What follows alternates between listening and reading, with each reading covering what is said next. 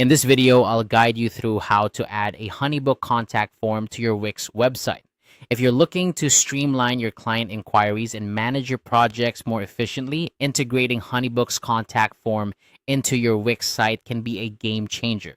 Let's dive right in and get your form up and running in no time.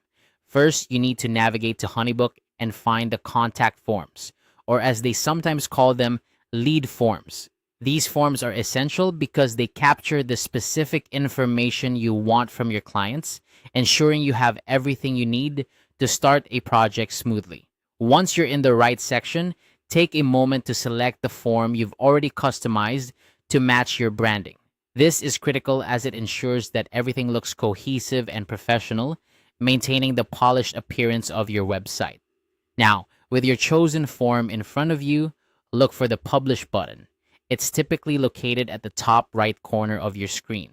Clicking on this button is the first step towards making your form live and accessible to your website visitors. Right after you hit Publish, you'll see an option that says Share. Go ahead and click on that as it will lead you to the next important step in this process. Once you've clicked on Share, a pop-up will appear. This pop-up is your gateway to integrating the form into different platforms. Since we're focusing on Wix, you'll want to look for the Wix tab in this window. Select the Wix tab and you should see an option that allows you to copy a specific code. This is the code that will enable the form to function correctly on your Wix site. Click on Copy Code to copy this snippet to your clipboard.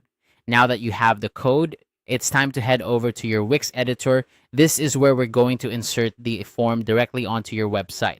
In the Wix editor, you'll need to add a new element to your page. This is done by adding an HTML code element, which is specifically designed to handle custom code snippets like the one you just copied from Honeybook.